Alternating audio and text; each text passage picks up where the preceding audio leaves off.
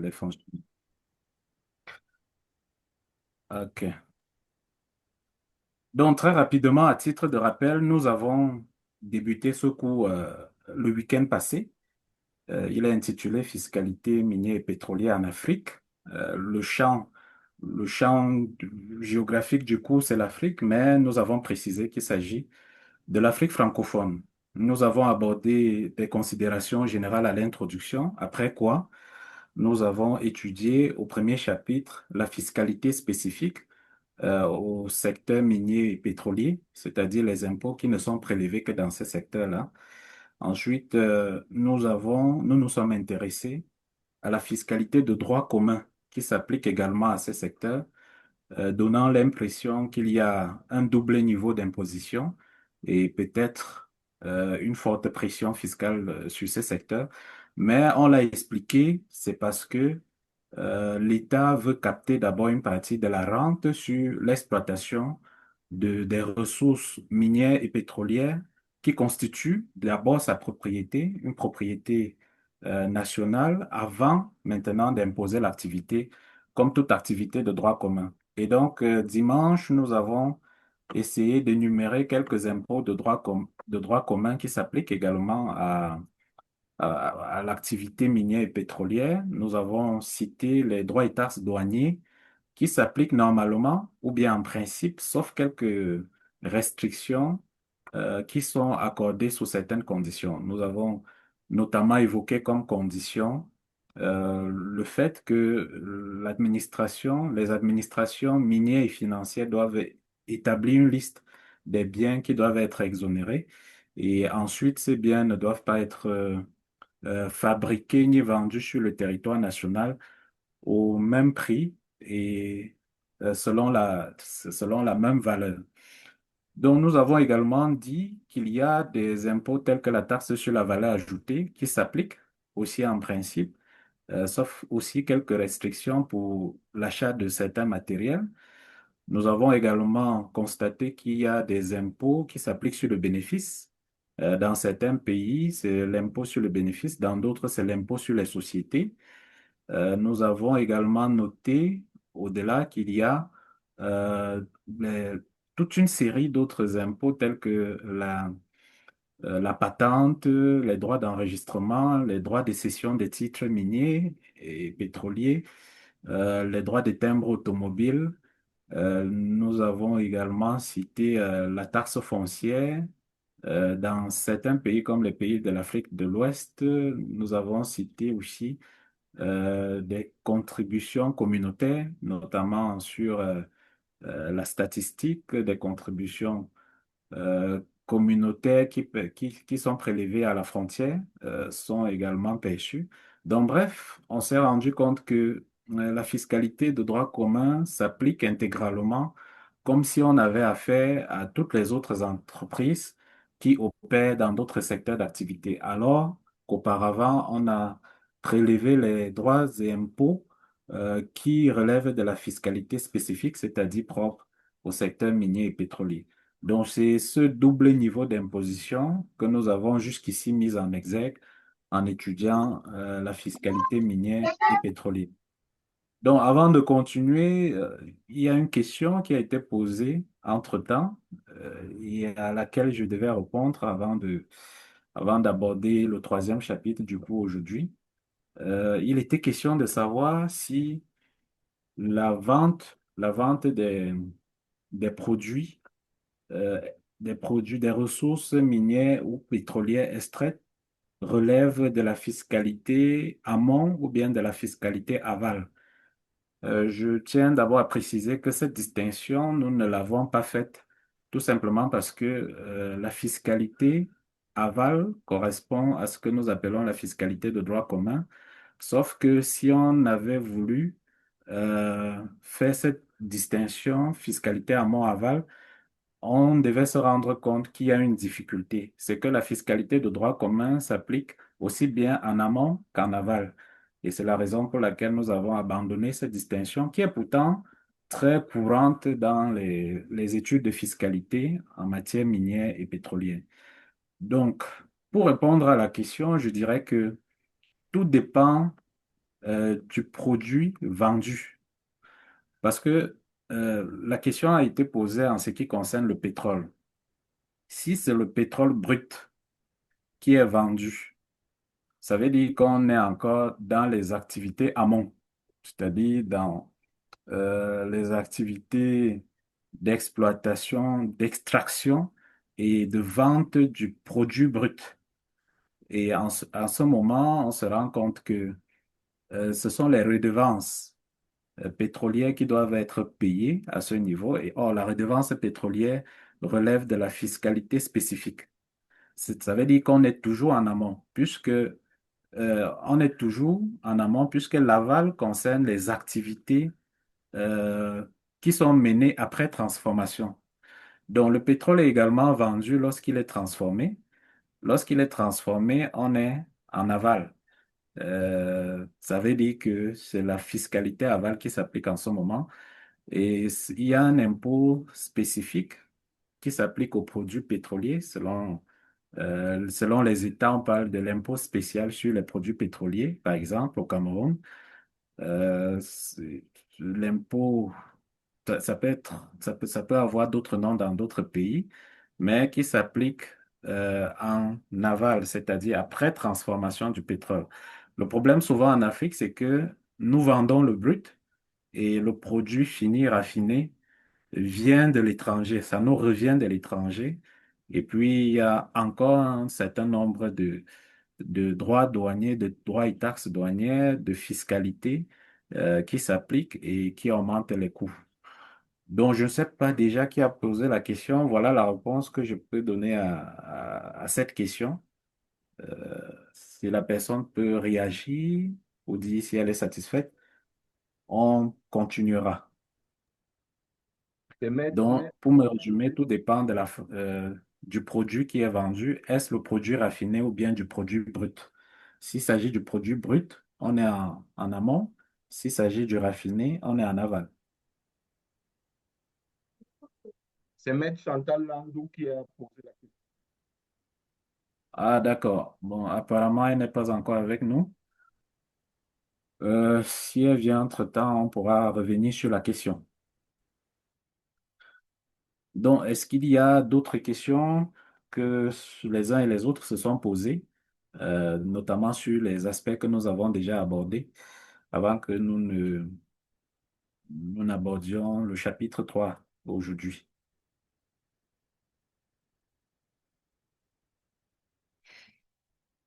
Alors, le silence signifie qu'il n'y a pas d'autres questions. Bon, Aujourd'hui, nous allons aborder les acteurs de la fiscalité minière et Comme je pétrolière vous ai dit en au Afrique. téléphone, bon, je ne rentre Donc, on va pas s'intéresser aux acteurs. dans beaucoup de détails dont Aux j'ai déjà parlé acteurs. au téléphone. Monsieur Alingui a son micro ouvert. Euh, Alors, on va s'intéresser aux acteurs aujourd'hui Moi, je n'ai jamais et accepté d'être la source en on peut se malheur. rendre compte. Monsieur Alingui, Je si vous nous vis ma écoutez, vous vie avez et votre puis micro ouvert. Bon, il ne je nous vous avais écoute dit pas. même quand on était opposés là, j'avais tous Euh, les éléments. Monsieur Alingui, est-ce que vous nous écoutez? Ah, voilà, merci beaucoup. Donc, je disais que aujourd'hui, nous allons aborder la question des acteurs de la fiscalité minière et pétrolière en Afrique. Cette question, elle est importante parce que dans le processus de recouvrement des impôts, il y a un certain nombre de personnes qui interviennent et il faut savoir à quel niveau telle opération est effectuée et Alors, quels sont les vous mécanismes voyez, à qui, l'époque, j'avais même déposé une plainte contre vous au quels Conseil de sont l'ordre. On les... m'avait appelé pour la déposition. J'avais Monsieur demandé au Conseil Alingui, de l'ordre même cette plainte-là. bon, Euh, de toute façon, il va se rendre compte qu'il a son micro ouvert. Alors, la question des acteurs elle est importante, comme je le disais, parce que c'est en connaissant les acteurs qu'on maîtrise le déroulement des opérations en matière de fiscalité minière et pétrolière. Si l'on confronte les législations fiscales et minières, fiscale et minière d'un certain nombre d'États africains, on va se rendre compte que il y a deux catégories d'acteurs que l'on doit mettre en exergue. On a des acteurs qui font partie de l'administration, d'une part, et d'autre part, des acteurs qui sont extérieurs à l'administration. L'enjeu ici est de savoir qui fait quoi, quels sont les droits et les obligations des uns et des autres.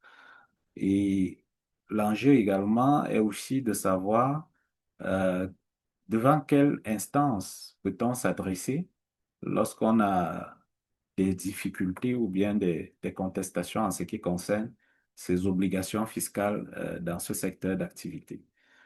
Et on va se rendre compte qu'il n'est pas parfois évident d'identifier clairement quels sont les acteurs qui interviennent, alors pourtant que pour mieux supporter ces obligations, il faut aussi bien identifier les acteurs avec qui on peut traiter.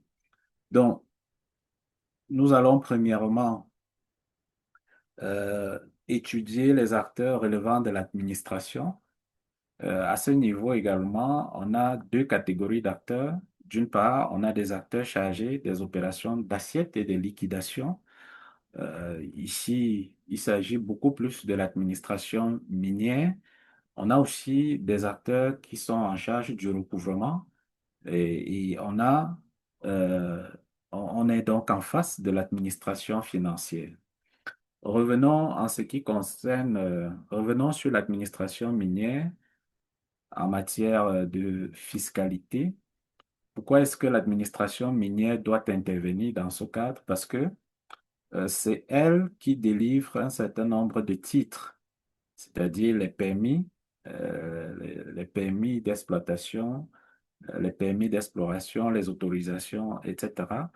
Or, nous avons constaté que les droits fixes qui relèvent de la fiscalité spécifique sont payés avant l'attribution ou bien avant le retrait de l'acte qui vous donne l'autorisation donc d'exploiter un site minier ou bien un site pétrolier.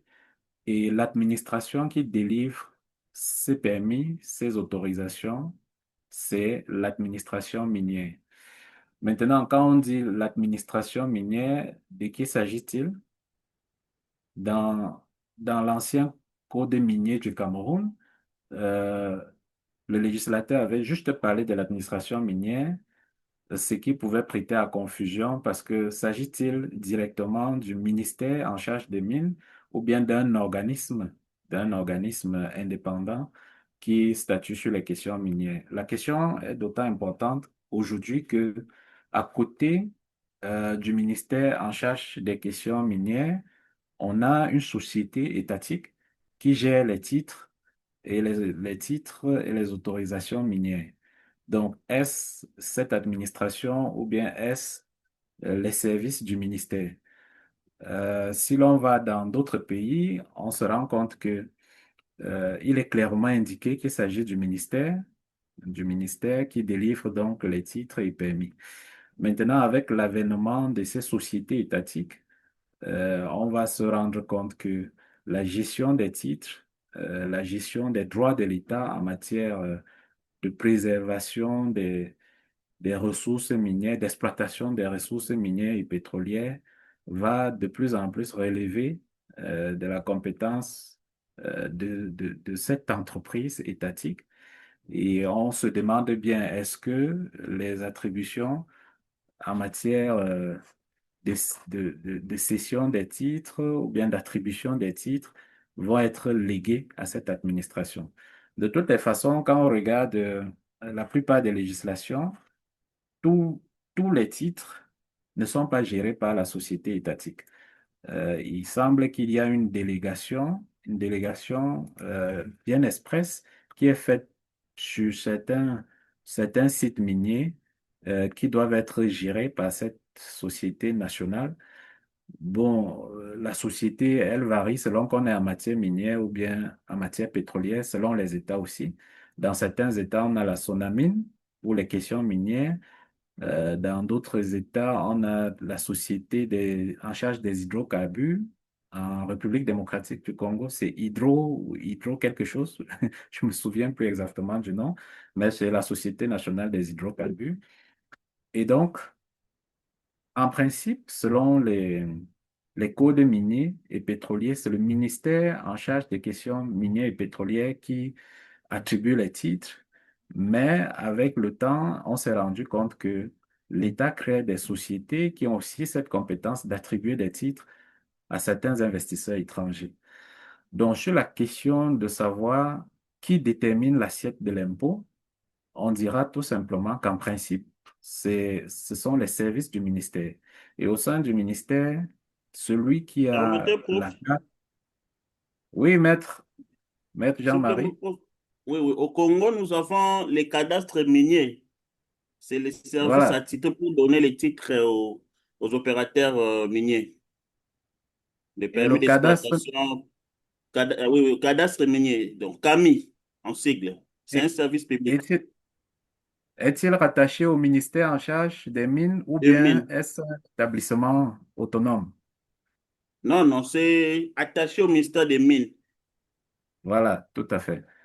Oui, D'accord, donc c'est le ministère des Mines qui a cette compétence et oui, on vient de le découvrir, Maître Jean-Marie nous dit c'est le cadastre minier en République démocratique du Congo.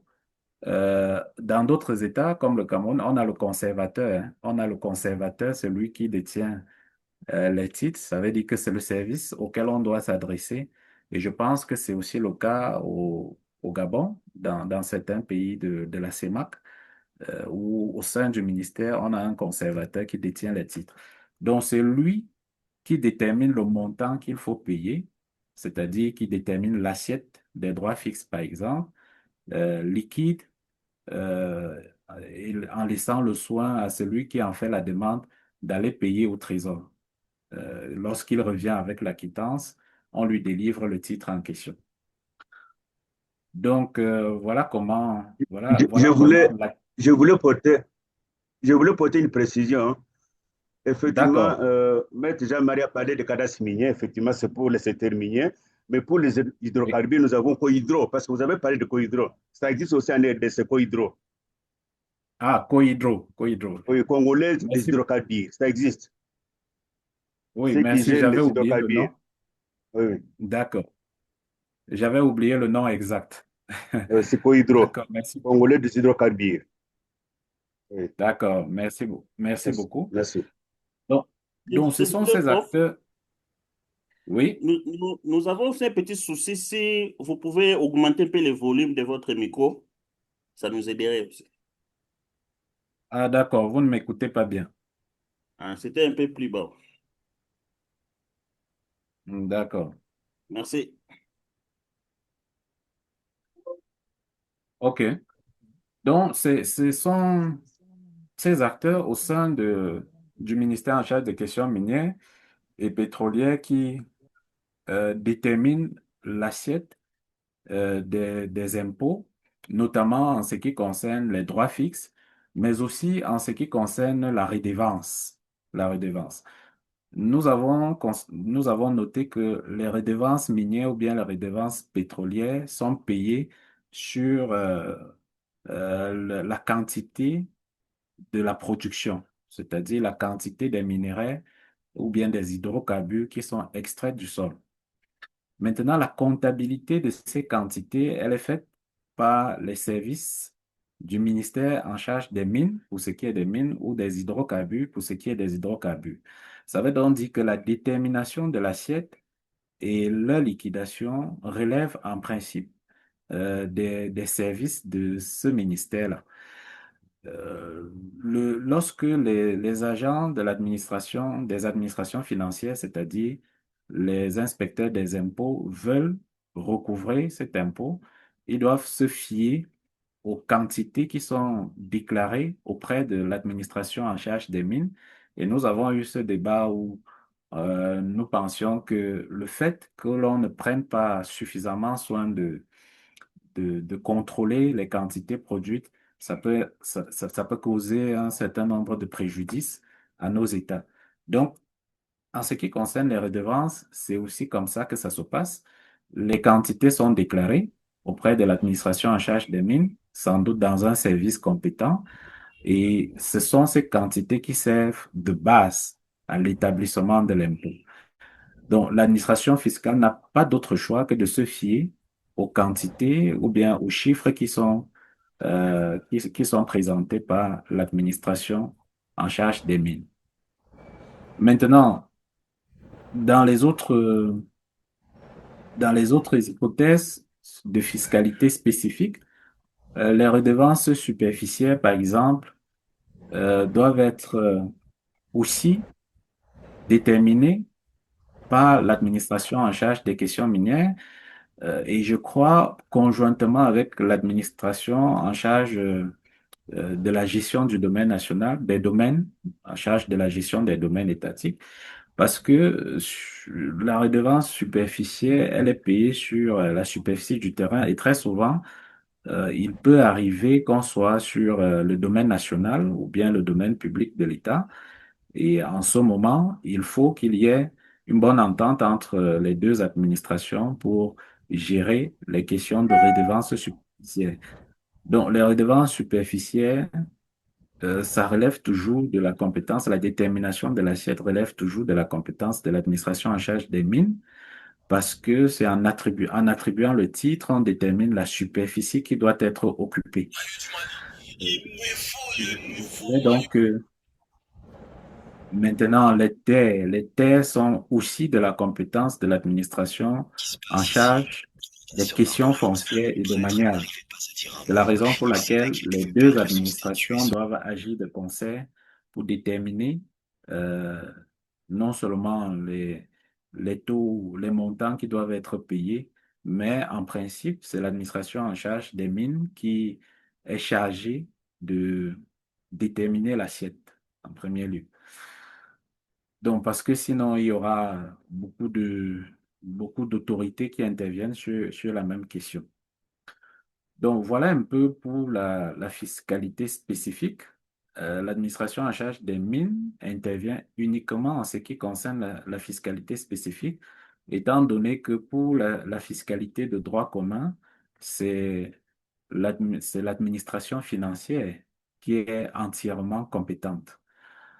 Donc, c'est ce qu'on peut dire à ces niveaux. Et une question me vient en tête comme ça, puisque les quantités déclarées sont de la compétence de l'administration en charge des mines, la question se pose de savoir est-ce que l'administration financière peut revoir ces quantités, c'est-à-dire peut contester les chiffres qui lui sont donnés et comment est-ce qu'on peut gérer ce conflit? Parce que c'est un conflit d'administration à administration. Est-ce que vous avez déjà eu des cas pareils dans vos États respectifs, des cas où les agents du ministère des Finances estiment que, il y a des insuffisances dans les déclarations faites auprès de l'administration en charge des mines? Est-ce que vous avez déjà eu ce type de conflit?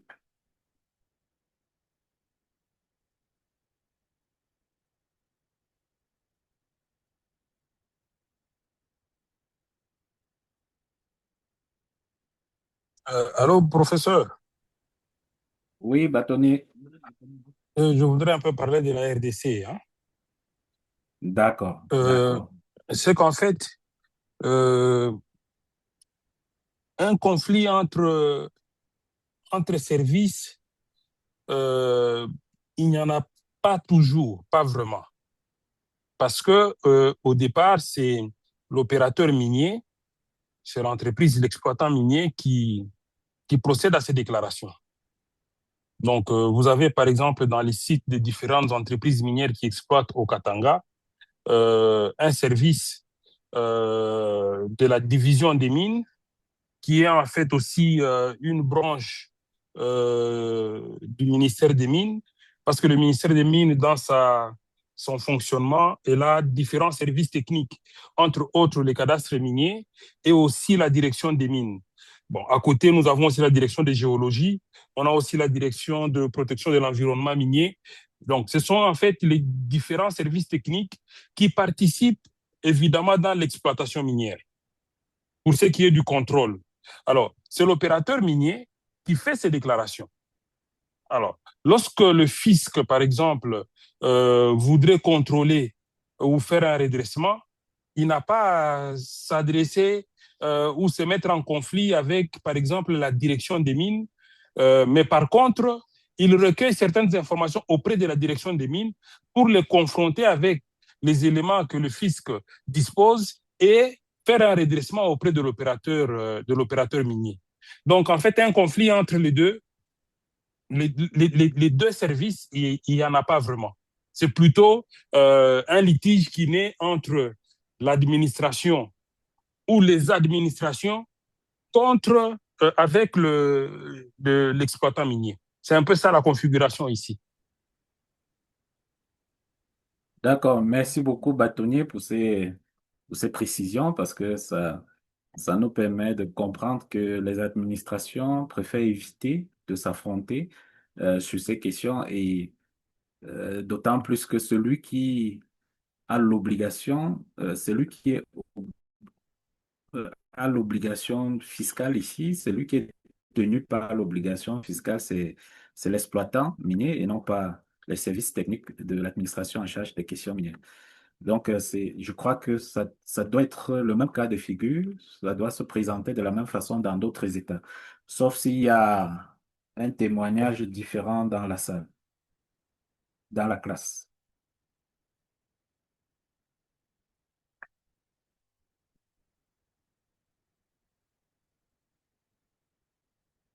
Alors, je crois qu'il n'y a pas un témoignage différent dans la classe.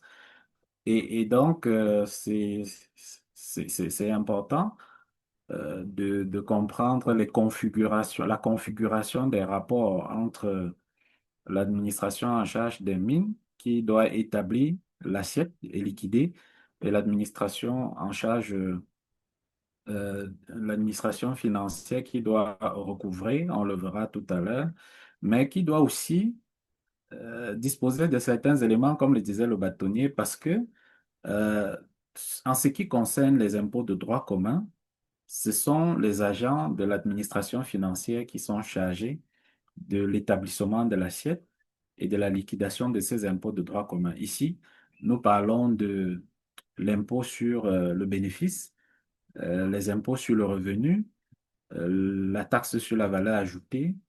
Nous parlons aussi des droits d'enregistrement. Donc, ce sont les services fiscaux qui doivent prélever ces impôts et en prélevant, ils peuvent donc disposer d'un certain nombre d'informations qui doivent être nécessairement confrontées avec les déclarations obtenues auprès de l'administration en charge des questions de l'administration en charge des questions minières ou bien pétrolières. Donc, il y a aussi une deuxième difficulté qui apparaît, c'est-à-dire le contrôle. On sait qu'on ne doit pas répéter les contrôles plusieurs fois dans une même entreprise, sinon cela pourrait paraître comme étant de l'acharnement. Pour éviter cela, je pense que les deux administrations, c'est-à-dire l'administration fiscale et l'administration en charge des mines ou des questions pétrolières, doivent chacun effectuer un contrôle, mais si chacun vient contrôler, à chaque fois, on pourrait avoir des informations contradictoires. Et le mieux que l'on puisse faire, c'est de mener des contrôles conjoints. Maintenant, je n'ai pas des éléments de terrain qui me permettent de confirmer qu'effectivement, ces deux administrations euh, ont l'habitude ou bien arrivent souvent à faire, ou à mener des contrôles conjoints pour éviter de répéter plusieurs contrôles dans la même entreprise au courant d'une même année.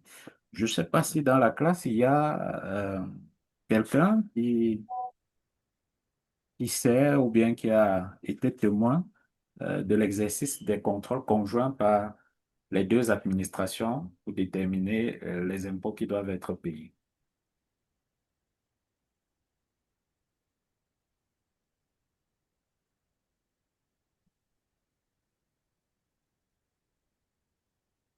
Alors, pas de réaction, ça veut dire vous n'avez pas fait l'expérience des contrôles conjoints exercés par l'administration fiscale et l'administration en charge des questions d'hydrocarbures et des questions minières. Mais c'est pour, je veux dire, pour rationaliser l'exercice des contrôles, je pense que c'est ce qu'on devrait faire et non pas laisser chacune des administrations effectuer le contrôle de son côté alors qu'il s'agit de la même activité pour le paiement des mêmes impôts. En tout cas, c'est mon point de vue.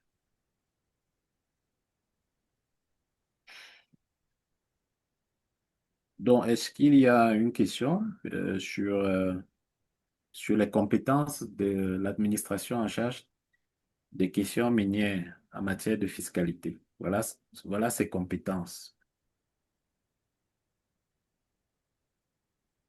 Ou bien une observation, un partage d'expérience? Non, il n'y en a pas. Dans ce cas, nous allons... Oui, il y a Oui, il y Monsieur... en a, oui. Je voulais aussi dire quelque chose. Je voulais Je vous- ajouter à ce qui vient d'être dit tout à l'heure, hein. Le code Oui, minier de la RDC fait appel au principe de restriction des compétences en son article 16. Ce principe veut dire qu'en dehors des autorités et organes limitativement cités, le code et par le code de règlement, aucun autre service ou organisme ne peut intervenir dans le secteur minier dans le cas de fiscalité. Nous avons très bon le ministère des Mines et ses services.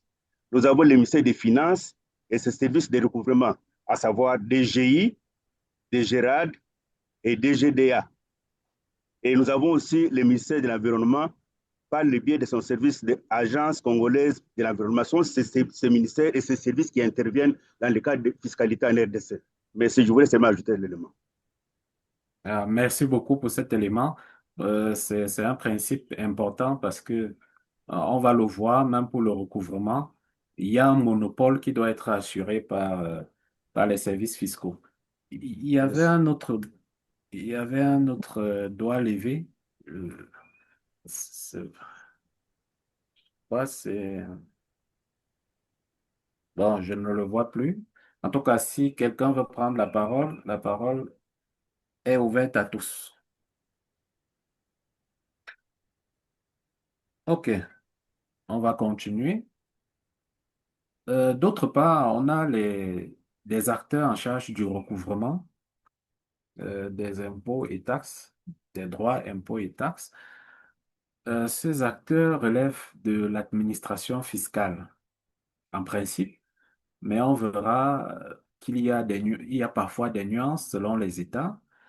En principe, dans presque tous les États d'Afrique francophone, ce sont les receveurs des impôts qui ont compétence pour procéder au recouvrement de la fiscalité minière et pétrolière. Ce sont les services des impôts. Donc, ça rejoint le principe qui vient de nous être partagé tout à l'heure. Ces receveurs ont le monopole de la compétence ou bien l'exclusivité de la compétence en matière de recouvrement des recettes fiscales en matière minière et pétrolière. Mais l'administration fiscale est hiérarchisée, c'est un ensemble de services qui est, c'est un ensemble de services répartis sur l'ensemble du territoire et chacun agissant pour le compte du réseau comptable du Trésor. Maintenant, dans la plupart des États, il y a une distinction entre la direction des impôts, la direction générale des impôts et la direction du Trésor. Or, lorsqu'on lit les différentes législations minières et pétrolières, on voit qu'il y a une utilisation sans autre précision des deux administrations, des dénominations des deux administrations, de telle sorte qu'à un moment donné, on ne sait pas qui est compétent. Est-ce le Trésor? Est-ce l'administration fiscale? Mais de manière plus simple. La confusion n'a pas lieu d'être parce que les inspecteurs des impôts qui sont chargés du prélèvement, du recouvrement, autant pour moi, de la fiscalité minière et pétrolière, relèvent de la Direction générale des impôts et de ce qu'on appelle très couramment l'administration fiscale. Donc, ce sont ces agents des impôts qui doivent vérifier l'assiette, les liquidations qui sont faites et procéder au recouvrement à travers tous les actes de recouvrement, que ce soit à l'amiable ou bien par voie de recouvrement forcé. Maintenant, lorsque le recouvrement, les opérations de recouvrement sont initiées, le paiement est effectué et reversé au trésor, de telle sorte que s'il y a un paiement à faire, c'est le trésor qui pourra se charger de ce paiement. C'est le trésor qui a la compétence de centraliser les fonds publics. Donc, on ne saurait dire qu'il y a une double compétence de l'administration fiscale et du trésor. Non, c'est l'administration fiscale qui procède au recouvrement, quitte maintenant à ce que les fonds soient reversés au trésor. Donc, je le dis parce que cette confusion a été entretenue par le code minier camerounais, par exemple, qui évoquait l'administration financière, l'administration fiscale et le trésor. Donc, en fait, le trésor n'a pas compétence pour recouvrer, puisque les agents du trésor, ce sont des agents qui procèdent au paiement des dépenses publiques. Donc, c'est l'administration fiscale qui est chargée du recouvrement et doit élaborer aussi bien les actes de recouvrement amiable que de recouvrement forcé.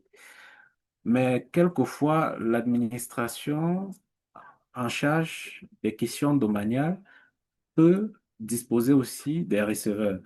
C'était le cas au Cameroun pendant un certain temps. On avait les receveurs des domaines.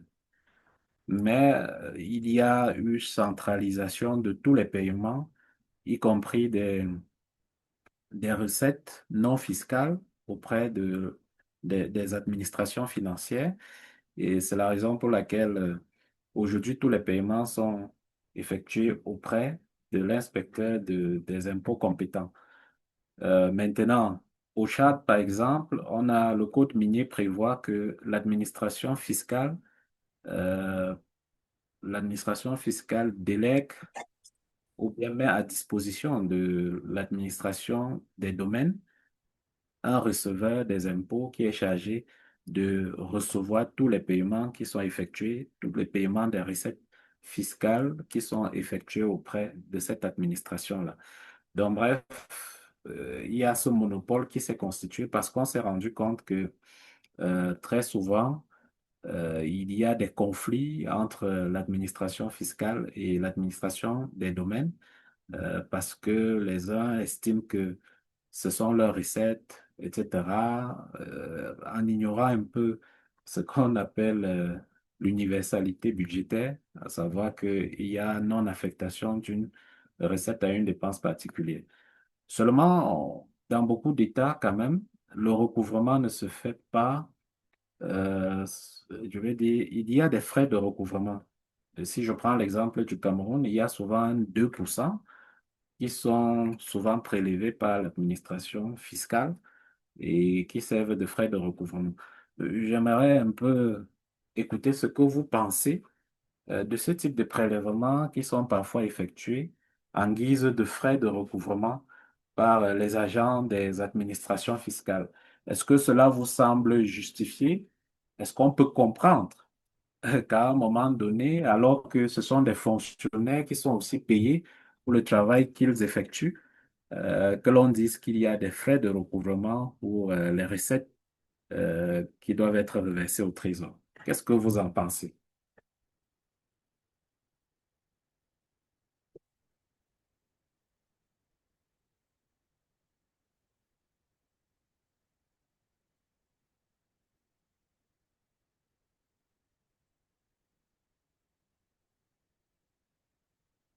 Alors, vous n'en pensez rien?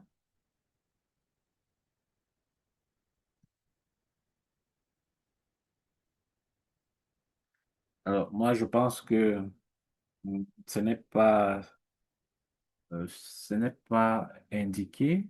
Je ne sais pas quel fondement, quelle raison est-ce qu'ils utilisent souvent pour... ce sont des raisons telles que cela va permettre de financer les opérations de recouvrement, mais ce sont des administrations qui disposent d'un budget pour cela et il n'est pas normal ni même nécessaire de prélever une quote-part des recettes qui sont payées en guise de frais de recouvrement pour les administrations fiscales. Donc, c'est ma pensée, c'est ce que je pense. Peut-être il y a d'autres raisons que vous connaissez et que je ne connais pas qui justifient de tels prélèvements.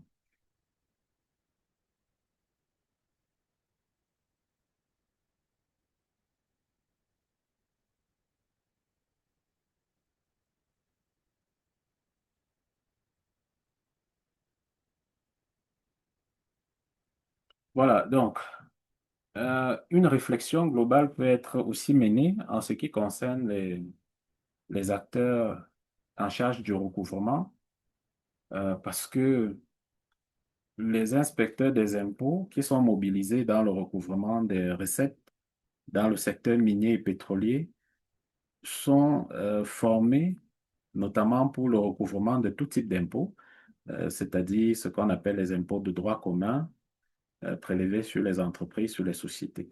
Est-ce que vous ne pensez pas qu'il était nécessaire d'avoir des, des agents de recouvrement spéciaux pour les questions minières et pétrolières, d'autant plus que la quote-part des ressources ou bien des recettes qui sont produites dans ce secteur, elle est si importante qu'elle puisse justifier un corps d'inspecteurs spécialisés qui connaissent bien la matière, qui soient formés pour aborder cette matière-là et afin de sauvegarder dans tous les sens du terme les droits de l'État. Je pense à cela parce qu'à un moment donné, on a bien mis à disposition du ministère en charge des domaines et des affaires foncières des agents spéciaux en charge du recouvrement des recettes. On l'a fait pour les questions douanières. Pourquoi ne le ferait-on pas pour les questions pétrolières et minières, alors que pour certains États, ces ressources-là représentent plus de 80% du budget de l'État. Qu'est-ce que vous en pensez? Ça, c'est pour contribuer à la réflexion sur l'amélioration de la gestion des ressources minières et pétrolières en Afrique. J'aimerais vous écouter sur la question. Faut-il un corps spécialisé, des agents chargés du recouvrement des recettes minières et pétrolières? Qu'en pensez-vous?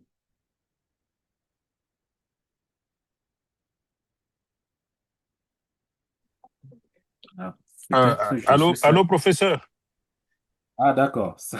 J'ai cru à un moment donné que je suis seul dans la classe. Non, non, je crois qu'on est beaucoup plus attentif que D'accord. on préfère vous écouter. Mais ici, moi, je voudrais dire que créer en fait des agents spécialisés, oui, mais au sein des mêmes institutions. C'est pour éviter en fait d'avoir euh, plusieurs structures qui, qui s'occupent à faire la même tâche, mais qu'à un moment donné, on considère qu'il y en a une qui est meilleure qu'une autre. Mais sinon, au sein des mêmes institutions qui existent déjà, euh, procéder juste à la formation, à la remise à niveau du personnel et surtout de ceux qui sont affectés exactement au recouvrement des taxes et impôts dans un domaine précis comme dans un autre. C'est un peu ça, moi, ma réflexion en fait à ce niveau. Parce que prenons dans le secteur minier, nous avons à la fois les impôts de droit commun, pour lesquels il y a évidemment, ici en RDC, nous avons la Direction générale des impôts, la DGI, qui fait son travail, qui a des inspecteurs, des agents de receveurs, des agents de recouvrement, des agents de taxation. Chacun à son niveau fait son travail. Mais ensuite, nous avons, par exemple, la question de la redevance minière. C'est une question qui est gérée évidemment au niveau de l'administration minière et la DGI n'a rien à voir dans ce recouvrement-là. Vous avez par exemple les droits superficiels qui sont gérés par le cadastre minier.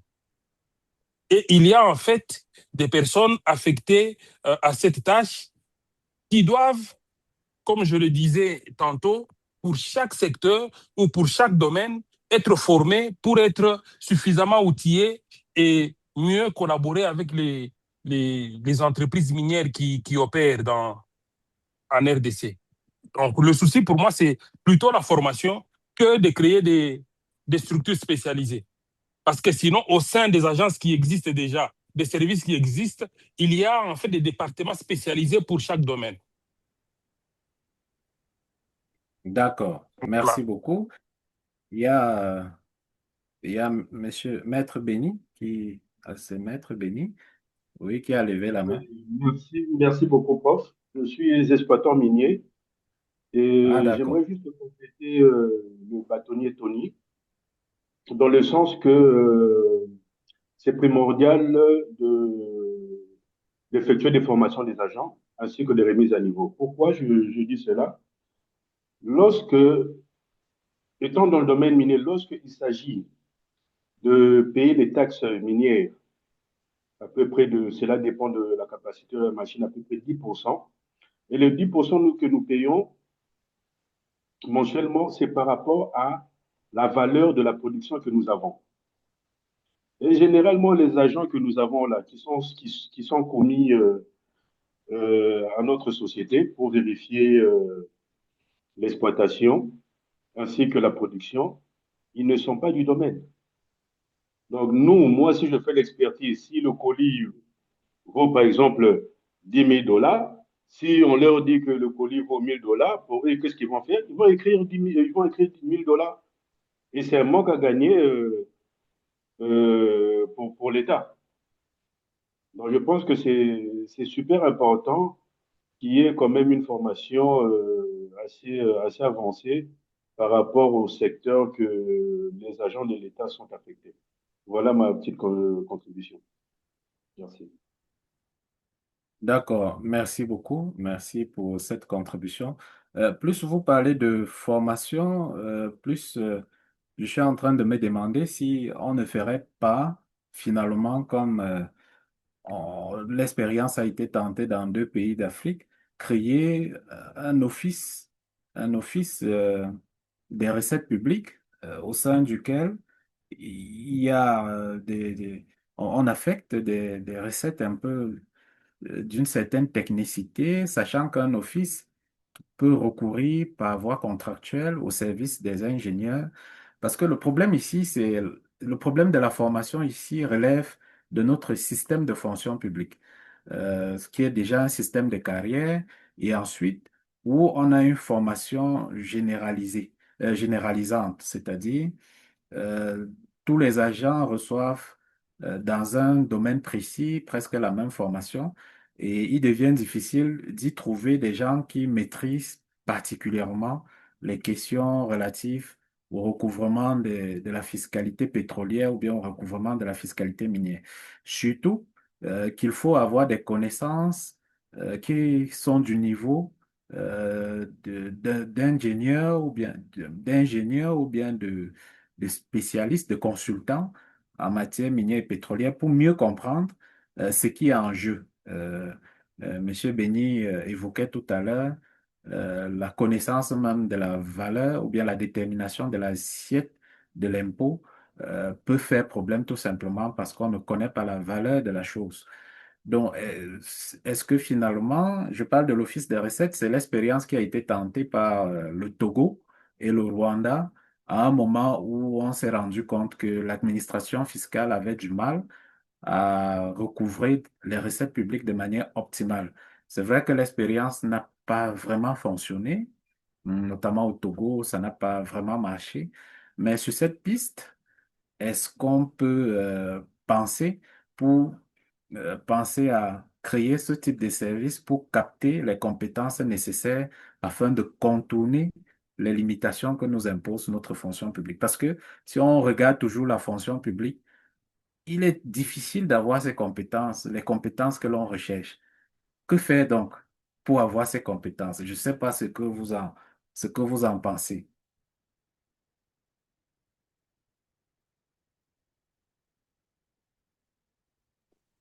D'autant plus que la simple formation, bon, les aides de formation, parfois, ça ne suffit pas, hein.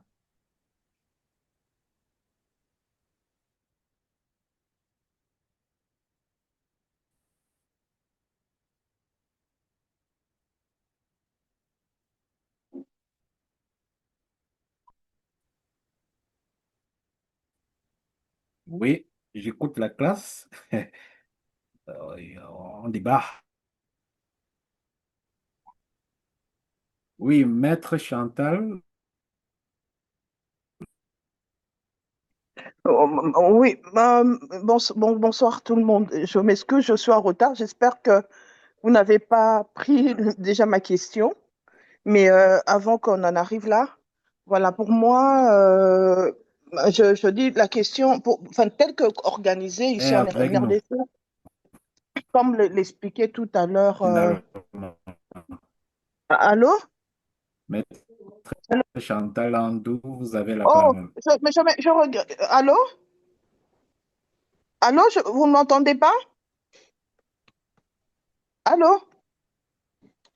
Allô? On entend, Maître Chantal. On vous entend, Maître Maître, on Chantal. vous entend. Ah, ah oui, excusez-moi. Parce que j'avais l'impression qu'on ne m'entendait pas. Non, je disais que je m'excusais parce que bon, j'ai commencé en retard. J'espère que la réponse à ma question écrite n'a pas déjà été donnée. Mais là, je reviens sur cette question des acteurs, euh, des acteurs de recouvrement.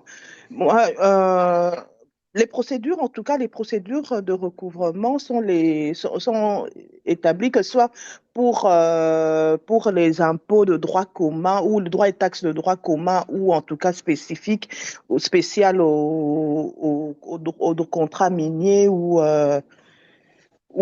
pétrolier. Donc, c'est l'administration fiscale dans son ensemble. Pour ce qui est des impôts, c'est la DGI. Et pour les autres taxes, c'est la Direction générale de recettes administratives. Donc, là, la question ne se pose pas. Maintenant, il y a des questions c'est l'expertise, c'est la remise à niveau, c'est au niveau de ces agents. Peut-être qui aujourd'hui, par exemple, on a une discussion sur, mais bon, ça ne concerne pas exactement réellement les mines. Pour moi, c'est que euh, la taxation, en tout cas, euh, les, j'ai eu un problème avec les ventes en ligne, par exemple. Ah, donc, ce sont ces questions qui exige en tout cas que notre administration se remette à niveau et considère qu'aujourd'hui, elle doit évoluer avec l'évolution, par exemple, du numérique.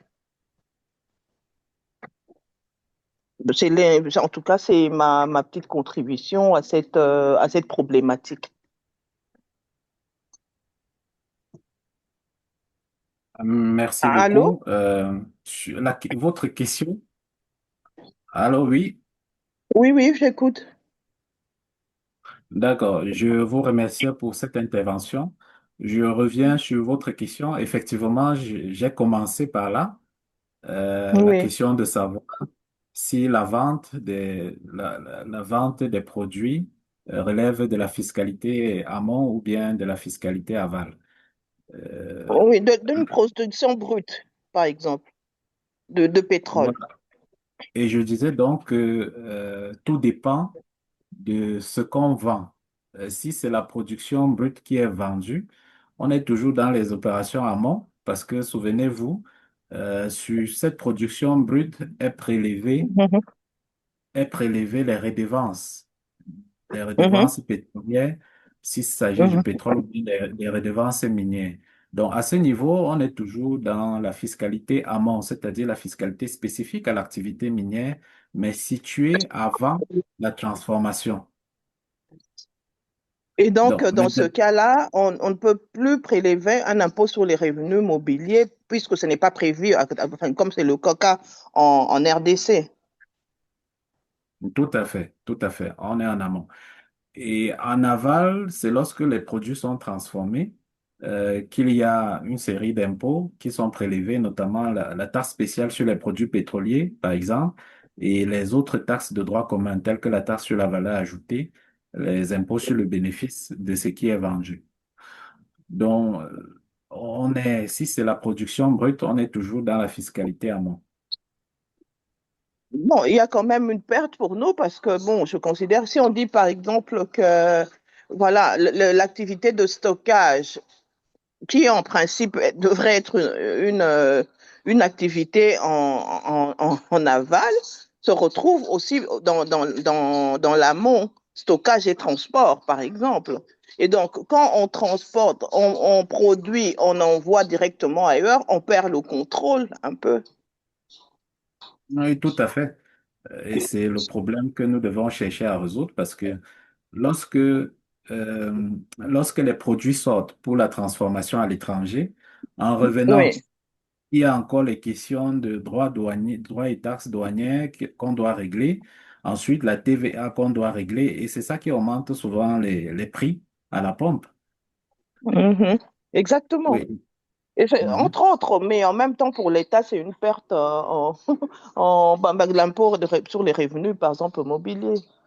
Parce que là, dans ce cas-là, on considère qu'il s'agit finalement, euh, peut-être qu'on récupère, enfin, ça dépend, c'est long qu'on se retrouve dans une situation ou une autre. Voilà. D'accord.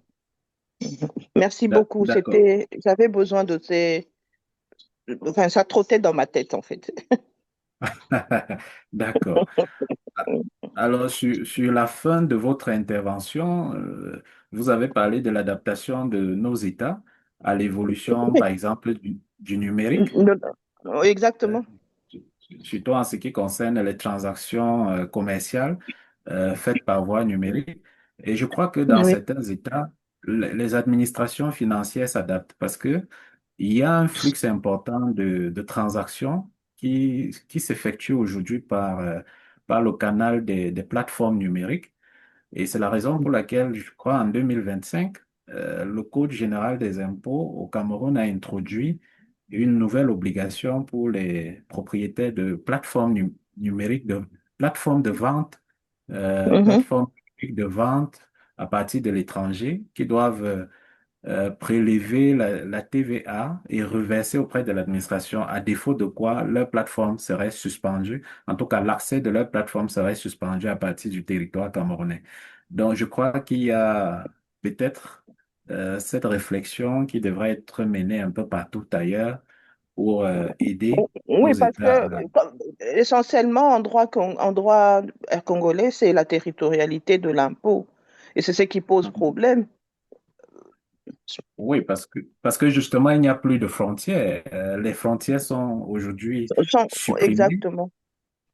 Oui, et on ne peut plus parler exactement de territorialité, puisque je suis ici. Je prends par exemple le minerai. Un Chinois Mhm, peut bien mener toutes les transactions nécessaires sur une plateforme. C'est-à-dire, il suffit mhm, un Congolais crée une plateforme de vente d'un minerai. Je ne sais pas si c'est le cobalt.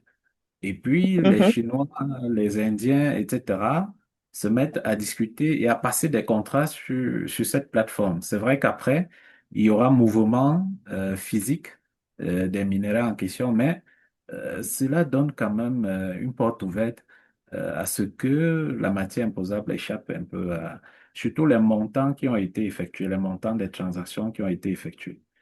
Parce qu'après, si on ne retrouve pas toutes les informations sur la plateforme, c'est mhm. l'administration qui est perdante. Merci beaucoup. En tout cas, je suis satisfaite. Merci beaucoup, maître. Mhm. Euh, je ne sais pas s'il y a d'autres réactions sur cette question des acteurs dans la salle.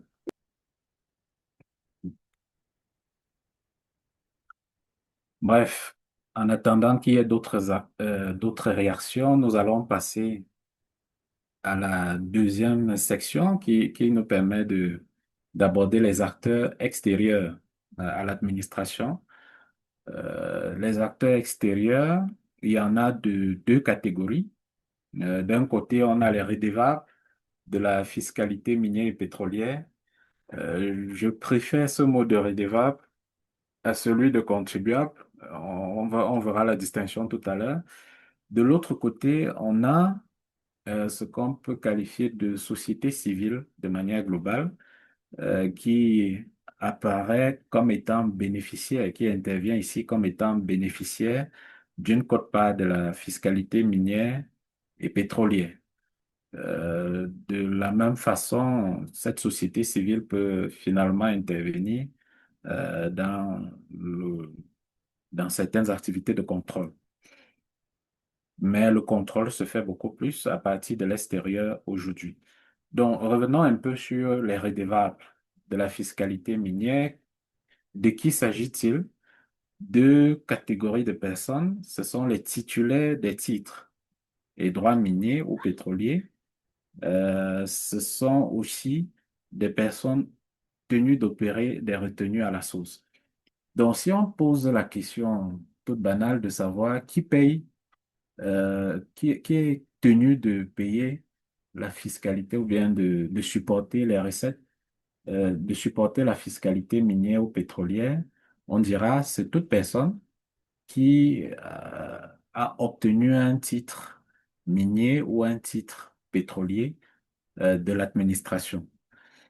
Maintenant, on verra que il ne suffit pas d'avoir un titre parce que plus tard, d'ici demain, on verra qu'il y a des exonérations par rapport à certains titres en termes de fiscalité.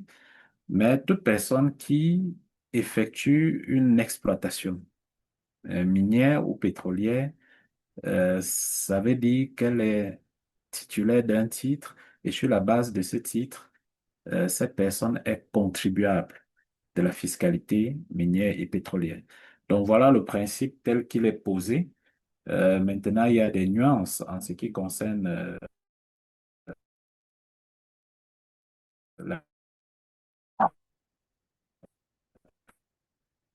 l'application du principe. Mais le principe, c'est cela. Dès lors qu'on vous attribue un titre, soit la fiscalité minière, soit la fiscalité pétrolière. Cette obligation est énoncée dans toutes les législations minières africaines. Donc, tout au long des autres chapitres, nous avons parlé des impôts qui sont payés sur la base de ces titres, commençant par les droits fixes jusqu'aux redevances. C'est parce qu'on est titulaire d'un titre. Lorsqu'on dit qu'on est titulaire d'un titre, ça peut être le titre acquis directement, ça peut être le titre acquis de seconde main, c'est-à-dire par voie de cession. Les cessionnaires de titres également doivent supporter. Il y a aussi les amodiataires. Les amodiataires, l'amodiation, c'est un peu comme un louage de titre. Quelqu'un vous confie son titre à charge pour vous de lui payer un loyer, c'est-à-dire une rémunération quelconque pour avoir bénéficié de ce titre-là. Maintenant, si on est dans le cadre d'une cession de titre et que l'impôt en question, c'est l'impôt sur la cession du titre, est-ce que c'est celui qui cède qui doit payer ou bien c'est celui qui bénéficie de la cession qui doit payer? Alors, les législations minières préfèrent dire que c'est celui qui est bénéficiaire du titre, c'est-à-dire le cessionnaire, qui doit payer. Si on est dans l'hypothèse de l'amodiation, c'est-à-dire une sorte de louage de titres, est-ce que c'est l'amodiataire qui doit payer les impôts du fait de l'exploitation ou bien c'est le titulaire principal?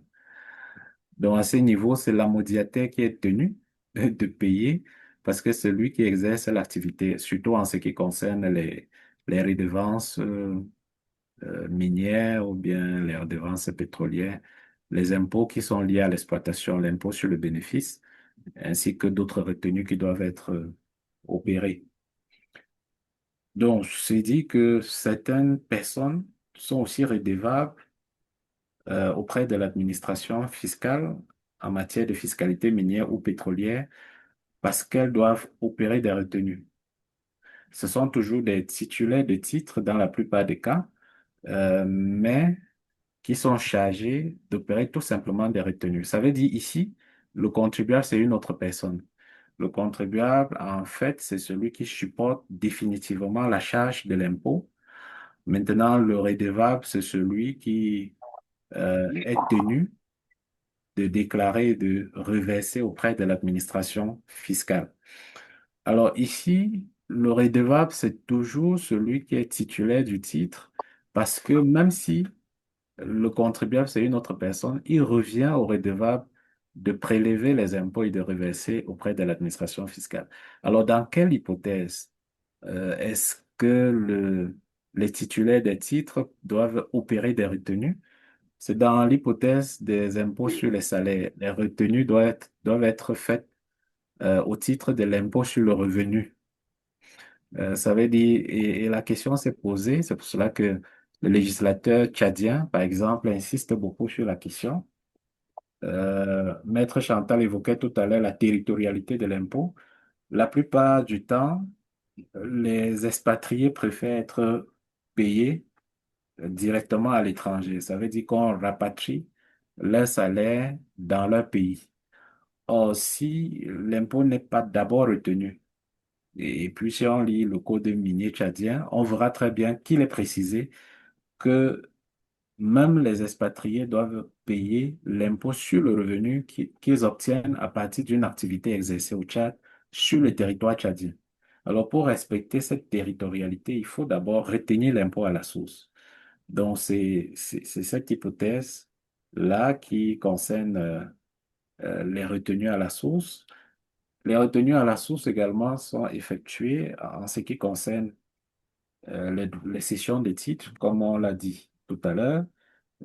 Par exemple, c'est le cessionnaire, parce que c'est le cessionnaire qui procède au paiement et avant de reverser le prix de la cession, ils doivent retenir la quote-part qui sert au paiement de l'impôt. Donc, il y a aussi les retenues qui sont effectuées au titre des cotisations sociales. Et les titulaires des titres qui emploient le personnel doivent opérer ces retenues. Il y a aussi les cessions des parts sociales. Lorsque ces cessions sont effectuées, il faut opérer des retenues. Maintenant, le problème avec les retenues, c'est que nos législations africaines ouvrent la porte à ce que ces retenues ne soient pas effectuées à travers la réciprocité qui est souvent appliquée en matière de traité. C'est-à-dire, dans la formulation de l'obligation de retenue de l'impôt sur le revenu, il y a toujours une nuance qui est prévue pourvu que euh, on dit exception faite des cas de réciprocité avec l'État ressortissant de ce salarié. Ça veut dire que quand on met la réciprocité, ça signifie que l'État dont le salarié est originaire peut signer des accords, des conventions avec un État africain pour qu'il n'y ait pas de retenue des impôts sur les salaires. Ça peut être un jeu bien calculé. Pourquoi? Parce que on peut se demander combien sont-ils des Africains qui partent travailler en Europe et qui demandent à être payés sur le continent. Je crois que si on veut faire les statistiques, on sera très déçu parce qu'il n'y en aurait pas. Maintenant, combien sont-ils les expatriés qui viennent travailler en Afrique et qui demandent à leur société d'être payés directement sur leur territoire? Je crois que c'est presque 95%. Parce que à quoi va leur servir cet argent sur le territoire national? Donc, personnellement, je vis un peu très mal. Je lis par exemple ici l'article 253 bis du Code minier de la RDC qui prévoit que l'impôt est retenu à la source par la personne morale cessionnaire qui le reverse suivant les modalités de paiement des impôts dus au Trésor. Cette retenue à la source est exigible au moment de l'encaissement de la mise à disposition des parts sociales. Je ne sais même pas ce que je voulais. Non, c'est plutôt au Tchad.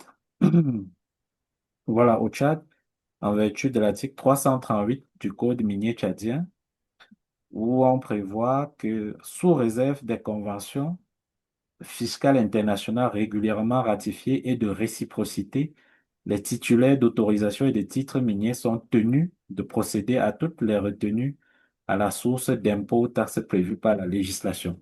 C'est le sous-réserve là qui pose problème.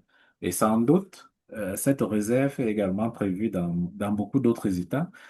Et je dis, j'ai fait juste une petite simulation. Vous avez vu que celui qui peut profiter véritablement de cette réserve, ce sont les expatriés, ce ne sont pas les États africains. Sauf si vous avez une autre, euh, une autre conception de cette réserve de réciprocité. Je ne sais pas si on peut gagner dans cette réciprocité.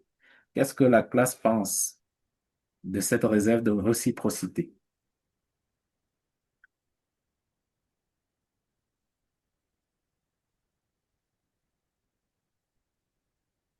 Bon, euh, à partir du moment où, par exemple, excusez-moi, à partir du moment où nous ne sommes pas nombreux à aller investir chez eux, quand on fait les statistiques, on est finalement gagnant, je pense. On est finalement gagnant, vous dites? Bon, Pardon? enfin, on est finalement gagnant en évitant justement de mettre des règles de genre réciprocité, sous réserve de réciprocité. Réciprocité, c'est ça. Ah, d'accord, je vous comprends maintenant. Vous dites, on est gagnant si on supprime la réciprocité. Oui, Ah, exactement. d'accord, ah, d'accord, d'accord, je vous comprends mieux maintenant. Oui, Monsieur Moussa, veut-il intervenir? Non, peut-être pas. Alors, qu'est-ce que les autres pensent de la réciprocité? Est-ce une bonne chose? Est-ce que ça nous aide ou pas? Oui, professeur, Maître Marie Ouedraogo Ah, du merci, maître. Burkina Bonjour. Faso. Oui, bonjour. Ben, je m'excuse parce que j'ai pris aussi le cours en retard. Mais par D'accord. rapport à cette question de la réciprocité, vous avez tout dit, hein? J'ai pas de statistiques, mais je pense qu'on est vraiment perdant dans les lois qui comportent la réciprocité par rapport à la retenue à la source. Parce que c'est les expatriés qui travaillent chez nous, en général, sont nettement plus importants, surtout si on considère le fait que nous, Africains qui travaillons peut-être dans d'autres pays, la plupart du temps, les gens ne vont pas souhaiter être payés dans leur propre pays. Je connais même des Africains qui sont là, qui travaillent ici et qui ont une résidence dans nos pays africains, mais qui sont dans des grandes sociétés et qui se font payer à l'étranger. Donc, je vois mal, hein, je vois mal vraiment des ressortissants qui sont à l'étranger, dans les pays développés, qui souhaiteraient être payés ici dans nos francs. Parce qu'en général, quand ils cherchent à être payés ailleurs, c'est pour être payés en devises, en général en dollars ou en euros. Donc, vraiment, je suis d'avis avec vous qu'on gagnerait à supprimer cette réciprocité-là dans les législations où il en existe. Voilà, je vous remercie. Merci à vous également pour cette intervention. Vous partagez donc la même inquiétude que moi. Ouais. Nous allons, d'accord, nous allons aborder d'autres acteurs, puisque là, il s'agissait des redevables, tantôt contribuables redevables en même temps, tantôt seulement redevables lorsque ceux-ci opèrent seulement des retenues à la source. Donc, de l'autre côté, on a la société civile. Mais c'est quoi la société civile? On a du mal à la définir, mais nous allons rentrer dans dans les codes miniers et pétroliers pour mieux comprendre à quoi peut renvoyer la société civile ici. Ici, la société civile, ce sont des populations riveraines à un projet d'exploitation minière ou pétrolière. Jusque-là, il y a une sorte d'imprécision. À partir de quel moment est-ce qu'on cesse d'être riverain d'un projet minier?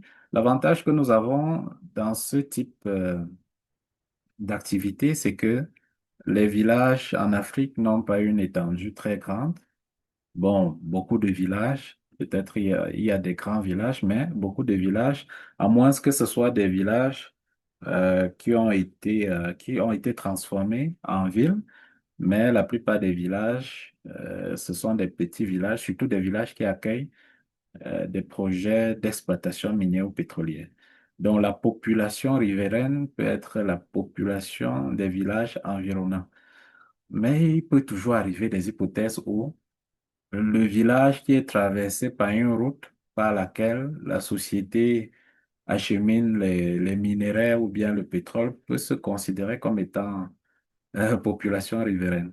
Donc jusque-là, il y a quand même, je ne sais pas comment, dans la pratique, on arrive à circonscrire cela, mais si les problèmes ne se posent pas très souvent, c'est juste parce qu'on a des petits villages qui très souvent même sont évacués avant que l'exploitation ne commence. Donc, la société civile, c'est un peu ça. Ce sont des populations qui se retrouvent près ou proches des zones d'exploitation. En ce qui concerne la société civile interne, étant donné que nous allons aborder la question de la société civile internationale tout à l'heure. Donc, restons avec la société civile interne. À quel titre? Oui, je vois Maître Darren qui lève la main. Oui, vous avez la parole. Oui, professeur. Oui, professeur, merci. Merci, professeur. J'avais quand même une préoccupation de votre définition de la société civile, parce que en RDC, quand on parle de la société civile, on voit l'ensemble d'organisations qui mènent des plaidoyers pour que le droit des populations que vous évoquez, donc les populations impactées par les sociétés minières, soit respecté. C'est un peu ça, la vision de la RDC sur la société civile. D'accord. J'ai abandonné l'idée de vouloir donner une définition et j'ai juste arbitrairement dit que ici, nous allons considérer comme société civile, surtout pour la question que nous abordons, les populations qui vivent auprès des sites d'exploitation. Sinon, la société civile en tant que notion, elle est très large, hein. Elle inclut les associations, les ONG, parfois même les entreprises, l'Église, etc., qui défendent la cause des populations, de toutes les populations. Donc, je suis d'accord avec vous que c'est cela la société civile et c'est pour cela que j'ai scindé en deux éléments. Et vous allez voir que finalement, nous avons la même conception de la société civile. Donc, je prends le premier aspect, celle qui est la société civile qui est bénéficiaire d'une quote-part de la fiscalité minière ou pétrolière. En fait, lorsque les impôts, droits et taxes et redevances sont payés, il y a une quote-part qui est réservée aux populations riveraines en vue de compenser le dommage qui leur est causé du fait de la présence de la société exploitante. Si vous regardez bien, lorsque l'on répartit la taxe à l'extraction, c'est-à-dire les redevances minières ou bien les redevances pétrolières, il y a toujours une quote-part qui est censée être réservée aux populations riveraines.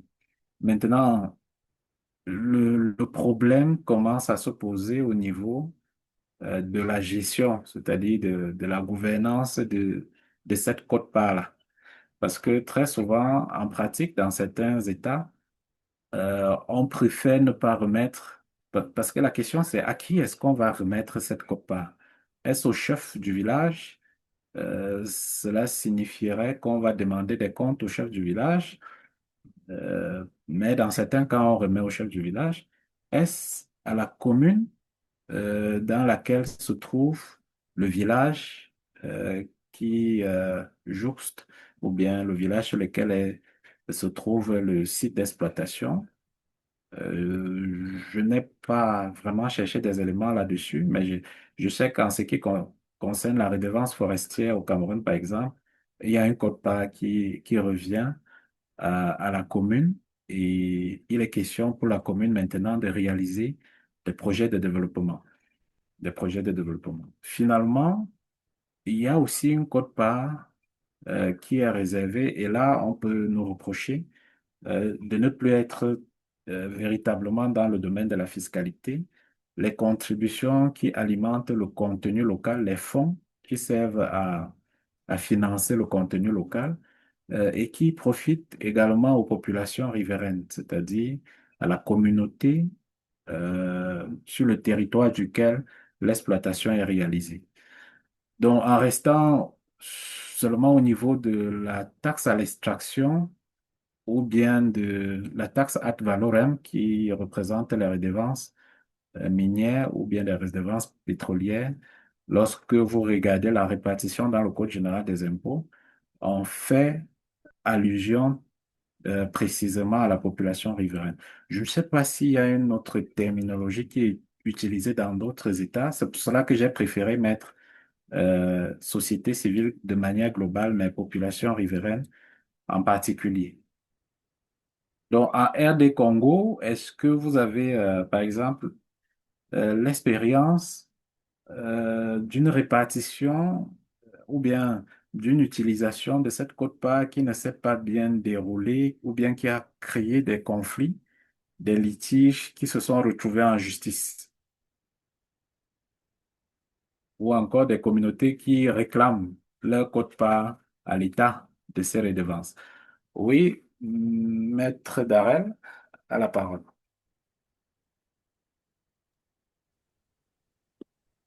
Euh, pour parler de la RDC, je crois que c'est la commune qui est en charge de, de la redistribution de cela. Et en RDC, on parle de la redevance minière. Elle est versée à la commune et c'est la commune, d'ailleurs, ce sont les communes qui regorgent les sociétés minières qui reçoivent ces redevances de ces sociétés-là. Et ce sont les communes qui procèdent à la redistribution. Mais le plus souvent, les communes font de travaux de réfection, par exemple de routes, d'accès à l'énergie, d'accès à l'eau, mais il y a quand même un problème sur la gestion de ces redevances-là. La plupart des bourgmestres, ceux-là qui gèrent les communes en RDC, ils ne savent pas orienter l'argent de la redevance euh, selon que l'argent a été versé, en fait. Oui, oui, je vous relance là. Si je vous comprends bien, ça veut dire que l'entreprise reverse directement la redevance minière, ce qui est appelé la redevance minière, à la commune bénéficiaire. Et, ne, Oui. et donc, l'entreprise ne passe pas par le trésor public. L'entreprise n'est pas. Il y a déjà des quotas. Il y a un pourcentage qu'on verse au gouvernement. Donc, il y a ce qu'on appelle le gouvernement provincial. Il y a le gouvernement Oui. provincial qui a un pourcentage. La société verse directement au gouvernement provincial et à la commune, on verse directement dans le compte de la commune. Wow, ça c'est super parce que dans d'autres États tels que le Cameroun, il revient au ministère des Finances de répartir avant de reverser la quote-part Je pense qui que Je revient peux, au... Oui, Maître Chantal non, s'impatiente. c'est juste pour compléter Maître Darret, justement. En fait, il s'agit on les appelle les entités territoriales décentralisées. Donc, c'est soit la commune ou les collectivités, même vraiment, où il y a les chefs coutumiers qui perçoivent directement euh, leur quotité, qui est censé être réservé à l'investissement. Mais c'est comme disait Maître Darel, comme il y a parfois des salaires qui ne passent pas et que les entreprises, enfin les collectivités autres ne reçoivent pas d'autres taxes ou en tout cas n'ont pas d'autres moyens, ça sert parfois à payer des salaires et autres. Donc la part de l'investissement finalement est moindre et la population justement reste dans l'état, dans des états de vie précaires. Mais c'est ça. D'accord, si on vous comprend bien, le reproche ne doit pas toujours être fait au bourgmestre parce que finalement, il ne dévie pas les dépenses de gaieté de cœur. C'est parce qu'il n'y a pas les ressources pour satisfaire les dépenses de fonctionnement. C'est eux qui décident. Non, ce n'est pas. Enfin, c'est une question. Hein, c'est toujours un problème de gestion finalement, quoi. C'est ça la problématique. Voilà, il y a D'accord, vous voulez... parfois, moi, j'ai eu un dossier où enfin, une entité décentralisée, je ne veux pas citer le nom, ils reçoivent beaucoup d'argent, hein, devaient percevoir 5 millions, mais les 5 millions, ils vous disent que voilà, ils ont investi, ils devaient investir dans les moulins à manioc. Oui. Donc, 5 millions, 1 million de moulins à manioc, vous imaginez, c'est tout le pays, toute la région devient une industrie, quoi. On n'a jamais Ah vu ouais. ces moulins de toutes les façons. Donc, voilà. Oui, je C'est, prie. ça, c'est le chef coutumier qui est, en fait, le représentant, qui crée des sociétés. Et voilà. D'accord, merci. On a Maître Moussa qui voudrait aussi prendre la parole. Maître Moussa Ismail Tambo. Oui, Bon, il ne merci nous... professeur. En fait, moi, je voulais dire que au Niger, toutes les recettes minières sont prises en compte et toutes budget. Et donc, il y a un mécanisme de rétrocession aux communes dans les ressorts desquels se situent les mines exploitées. Donc, le recouvrement est fait au niveau national, dans les budgets national. Et après, certains impôts sont rétrocédés aux communes. Merci. Ouais. Donc, c'est le même système qu'au Cameroun. Il y a centralisation avant redistribution. Je trouve le système de la RDC très intéressant parce que ça permet d'éviter ce qu'on appelle l'unicité de caisse et qui crée tellement de soucis aux collectivités, aux entités décentralisées dans nos États. Allô, J'ai l'impression. professeur. Oui, bâtonnier. Bon, pour revenir un peu sur la RDC, il faut dire que arriver à appliquer aujourd'hui ce taux et cette répartition de la redevance minière telle qu'elle est perçue, ça a permis un tout petit peu l'évolution de certains coins. On appelle ici en fait des communautés locales. On n'utilise pas beaucoup le terme que vous utilisez, les Population populations riveraine. riveraines. Non, non, ici on parle un peu plus de communautés locales. Et il y a aussi cette tendance pour ces communautés de revendiquer leurs droits. Alors, je peux parler un peu d'un village qui est dans les environs dans la province du Haut-Katanga, dans les environs de la ville d'Elikassi. C'est une chefferie à Bunkeya. Ils perçoivent suffisamment de redevances minières et ils ont une université. Bon, mais seulement la vérité, c'est que l'affectation des fonds perçus ne correspond pas avec le montant qui est versé.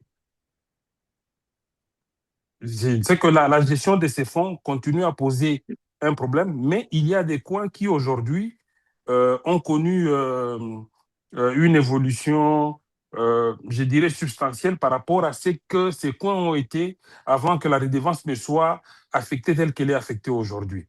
Maintenant, on en est arrivé là comment?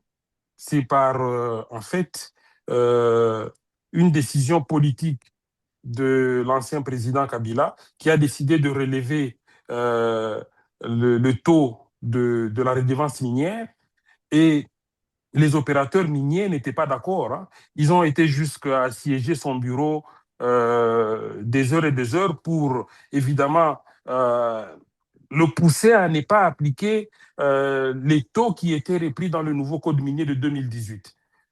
Bon, il a tenu tête. Ce n'est toujours pas en fait intéressant jusque-là parce que c'est quand même dérisoire. Mais en termes de coûts, des montants des opérations qui sont faites, c'est quand même beaucoup d'argent qui est perçu. Alors, avant le code minier de 2002, cette redevance minière était payée 60% à Kinshasa, le reste en province. Et donc, les entités attendaient maintenant que les provinces puissent reverser cela. Mais le Code minier de 2018 a revu cela. 50% est versé au niveau central à Kinshasa. Le reste est réparti entre le gouvernement provincial et ensuite les entités territoriales décentralisées. Et puis, il y a en fait une caisse dans laquelle on verse aussi un pourcentage qu'on considère comme étant le fonds pour les générations futures, qui est en fait, Wow.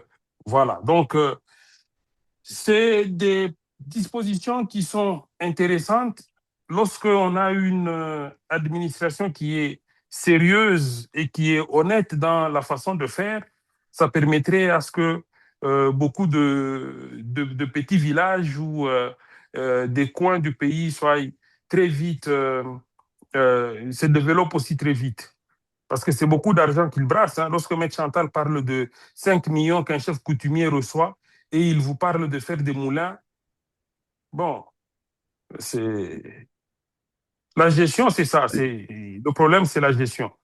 Voilà.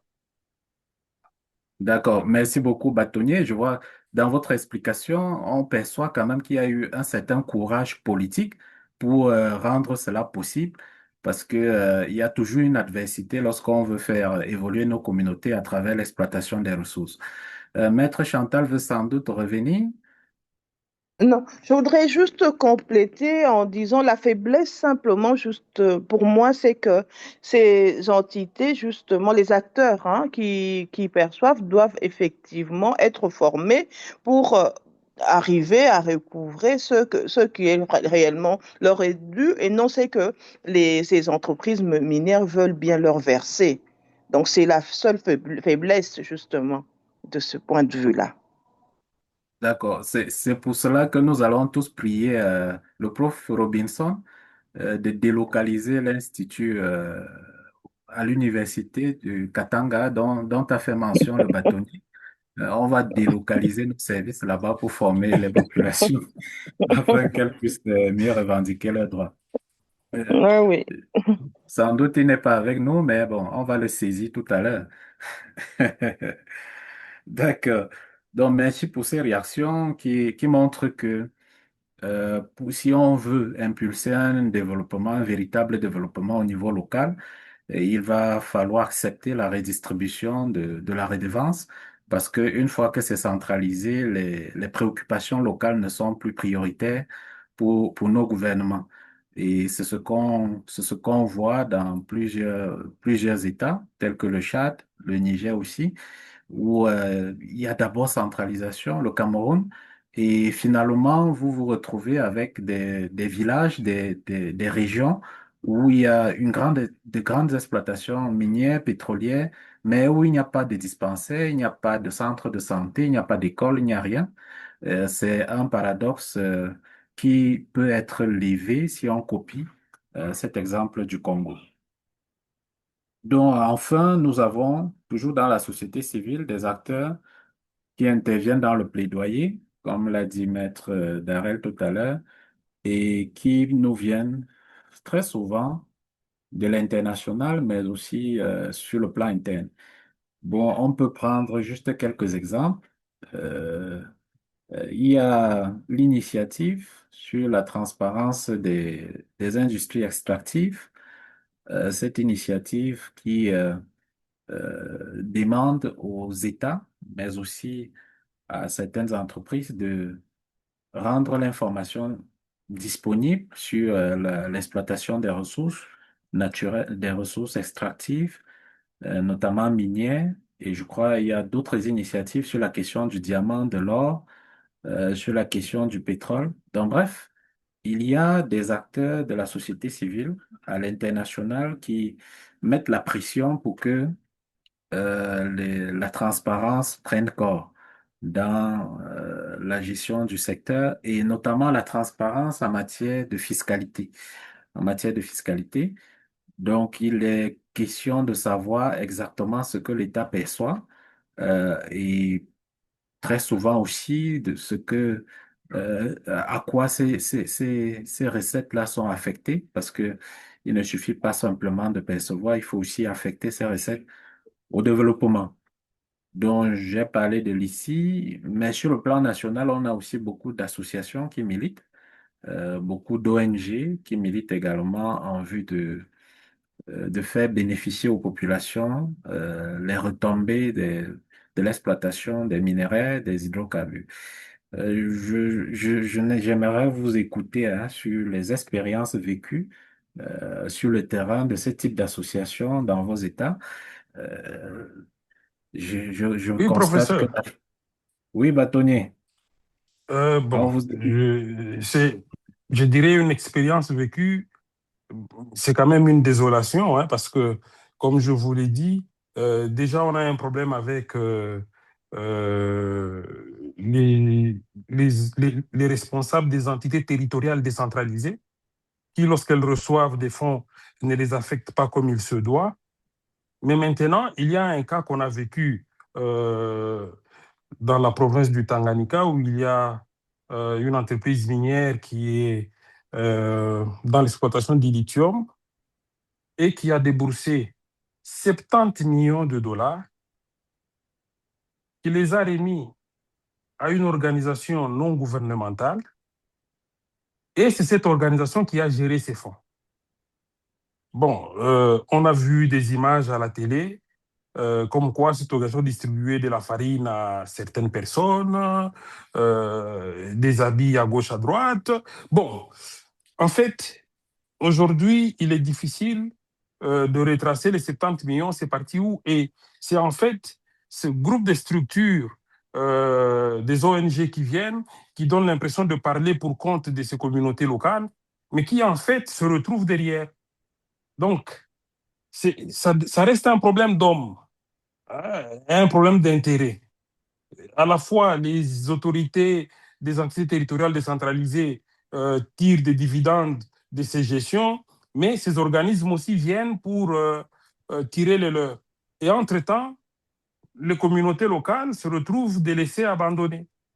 Alors, comme vous avez dit, peut-être que l'Institut devra venir pour former ces communautés locales pour que la population se prenne en charge par elle-même. C'est un peu ça le problème. Voilà le seul cas que moi j'ai connu euh, et qui avait attiré vraiment mon attention. Merci beaucoup, bâtonnier. C'était en plus une mauvaise expérience et qui nous permet de comprendre que les ONG ne défendent pas toujours les intérêts des populations. Oui, Maître Darrel, vous avez la parole. Moi, par exemple, le constat amer que j'ai rencontré, c'est, on n'a pas parlé, là, même le bâtonnier n'a pas évoqué, par exemple, le fonds 0,3%, qui est un fonds destiné, par exemple, aux entrepreneurs locaux, au Hmm. développement des activités des entrepreneurs locaux. Mais vous comprenez que le problème, c'est la gestion.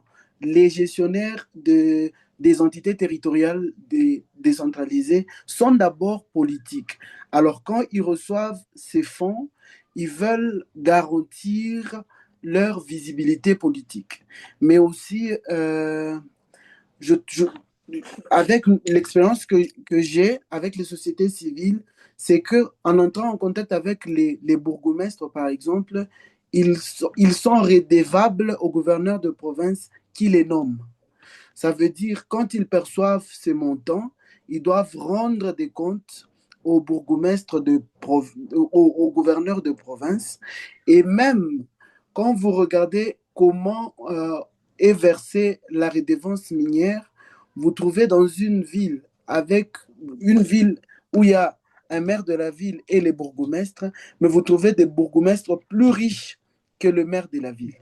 Et pourtant, le maire de la ville est leur chef hiérarchique. Vous comprenez que la bourgmestre ou le bourgmestre qui gère bien les fonds avec le gouverneur de province, voilà, il est à l'aise, il garantit sa visibilité politique et il peut aussi espérer à demeurer sur le poste. Voilà un peu, moi, le constat que j'ai eu. D'accord, merci beaucoup, Maître Darrel. Et moi qui étais enthousiaste quand j'ai envisagé l'intervention de ces associations et ONG, je crois que vous m'avez fait changer d'avis parce que je me rends compte que leur action n'est pas toujours bénéfique aux populations. Bon, peut-être en Afrique de l'Ouest, c'est bénéfique. En Afrique de l'Ouest, l'Afrique de l'Ouest est un peu très silencieuse aujourd'hui. Oui, Maître Darrel, qui nous revient. Oh, oh, oui, oui, oui. Mais aussi pour les organisations, le problème, c'est que ils sont face à un peu, ils sont, ils sont qualifiés d'opposants en RDC. Ah, Quand vous trouvez une organisation qui essaye de pousser la population à voir clair sur la gestion, par exemple, de l'argent des redevances, vous voyez que les gens qui gèrent ou le politique en place commencent à les doiter voilà, d'opposants et ils subissent même des menaces. Ils subissent, euh, ils subissent des menaces. Par exemple, il y a une organisation, je peux vous recommander à lire le rapport. Ils ont publié avec Amnesty International, IBGDH, Initiative pour la bonne gouvernance, les mines, le mine de la RDC, non, la RDC, capitale mondiale du cobalt ou zone sacrifiée.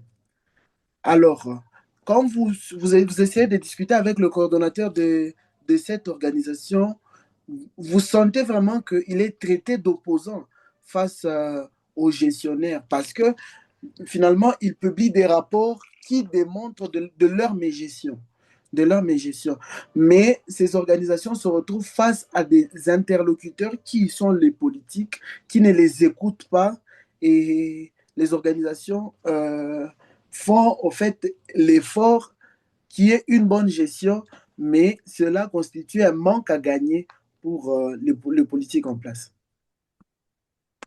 d'accord, merci pour ces compléments d'information. On voit donc qu'il y a finalement un rapport difficile entre les autorités, les pouvoirs publics, je vais dire ça comme ça, et les organisations de la société civile. Mais on peut se demander que fait la justice pendant ce temps? Est-ce qu'il n'y a pas je vais dire, dans les communautés, des gens qui peuvent, avec l'aide des avocats, nous avons beaucoup d'avocats ici, saisir la justice pour je sais pas, inquiéter ces bourgmestres, ces gestionnaires véreux qui empêchent à la communauté de bénéficier du produit de la fiscalité minière. Est-ce que c'est aussi Euh, verrouillé de ce côté-là? euh, Professeur, Je voulais, je ne sais pas si je peux intervenir. Je peux Oui, allez-y. intervenir. Oui, Ok, oui, je voulais professeur, allez-y. apporter une précision. Le code minier de 2018 qui a révisé celui de 2002 a introduit une disposition contraignante parmi lesquelles celle obligeant aux titulaires des droits miniers d'exploitation de constituer en franchise d'impôt sur les bénéfices de profit une dotation de 0,3 du chiffre d'affaires pour la réalisation de projets de développement communautaire ainsi que celle relative au cahier des charges. Parce qu'ils ont parlé, ils n'ont pas inséré, c'est ça, c'est vraiment, il faut apporter cette précision-là. C'est pour mettre en œuvre en faveur des communautés impactées par les différentes activités minières. Et ces différents mécanismes ont été institués en vue de la mise en œuvre de la responsabilité sociétale des entreprises minières en République démocratique du Congo, qui est considérée comme étant l'intégration volontaire par les entreprises de préoccupation sociale et environnementale à leurs activités commerciales et leurs relations avec les parties prenantes. Mais pour mettre fin à tout ça, il y a même un comité. Il y a le comité qui était déjà monté. Je peux même vous citer. Nous avons d'abord, c'est-à-dire, ils sont là pour superviser, conformément à l'article 4 du règlement minier. Donc, le comité est constitué de d'abord les ministres nationaux ayant respectivement mines et affaires sociales dans leurs attributions. Nous avons le coordonnateur de la cellule technique de coordination et planification minière. C'est un service spécial du ministère des Mines. Nous avons le directeur du Fonds national de promotion et des services sociaux. C'est un service du ministère des Affaires sociales. Nous avons le directeur du chef de service de la protection et l'environnement de protection minière d'EPEM. Nous avons 8 experts du ministère des Mines en fonction des 4 au niveau des cabinets des ministres, dès qui viennent de cette CPM et dès qui viennent de DPM. Nous avons 8 experts du ministère des Affaires sociales en fonction, c'est-à-dire il y a 4 qui viennent des cabinets et 4 qui viennent des fonds de promotion sociale. Ce sont ces gens qui gèrent, qui sont en contact avec les comités qu'on a mis sur place pour gérer, comme Batouni avait dit, qu'il y a toujours des conflits, mais c'est question qu'on puisse faire le suivi pour qu'ils puissent avoir une bonne applicabilité. C'est ça, parce qu'on n'a pas parlé des cahiers de charges. Pourtant, c'est très important pour gérer cette situation. Merci. Merci beaucoup, professeur, pour ces précisions très importantes pour la compréhension de comment est-ce qu'on gère les mécanismes de gestion de la redevance minière. Je vois Maître Ouedraogo qui voulait parler depuis un moment. Est-ce Oui, qu'elle a encore... professeur. Oui, Oui, professeur. allez-y. Oui, l'Afrique de l'Ouest était un peu interpellée. Mais là, c'est vrai qu'on a quand même souvent des ONG qui luttent, je dirais en gros, qui bousculent un peu le gouvernement par rapport à la violation de certains droits. Mais personnellement, je suis un peu sceptique, souvent même pessimiste par rapport à l'action des ONG. C'est vrai que ça apporte toujours quelque chose, mais dans le fond, lorsque vous prenez les ONG, que ce soit les ONG nationales ou internationales, si vous n'avez pas de financement extérieur, vous ne pouvez pas, généralement, vous ne pouvez pas fonctionner. Parce que dans nos pays, il y a pas, c'est rare de trouver des sociétés ou des bonnes volontés qui financent les ONG. Donc, les ONG qui fonctionnent, ce sont celles qui ont les financements venus de l'extérieur, qui financent avec aussi leurs intérêts. Et dans la pratique, on remarque que les ONG, c'est comme ce que Maître Chantal et autres disaient. Les responsables, les dirigeants, souvent s'enrichissent, je dirais, un peu anormalement. Parce que vous avez des ONG où des responsables n'ont pas de salaire. Il y a eu un scandale il y a quelques années, un peu longtemps, par rapport à une ONG qui était vraiment bien cotée. Et un scandale par rapport à son premier responsable pendant très longtemps, qui n'avait pas de salaire, mais qui s'est retrouvé avec des biens immobiliers importants. Mais naturellement, comme ils dérangeaient beaucoup le pouvoir, mais eux aussi, ils ont fait des enquêtes, je dirais que c'est à bon droit. Et on a sorti un certain nombre d'éléments sur son patrimoine. Et il n'avait pas tellement de justification et nous tous qui avons marché souvent pour soutenir les actions de cette ONG, j'avoue que beaucoup ont été un peu découragés. Donc, voilà, parce que nous, on marchait pour rien.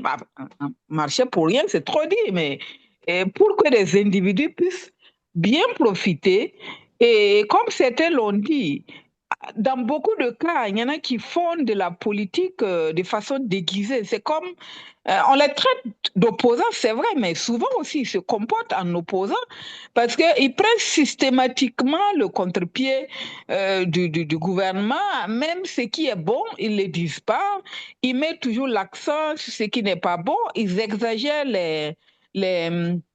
les chiffres ou en tout cas les effets négatifs, toujours pour montrer à la communauté internationale.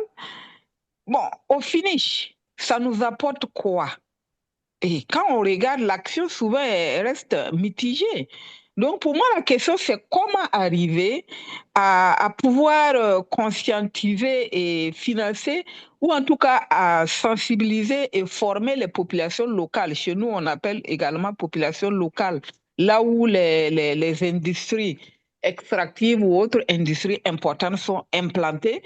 C'est eux qui sont réellement affectés par les projets et c'est eux qui connaissent leur intérêt Et souvent, les actions de ces ONG-là n'arrivent pas réellement.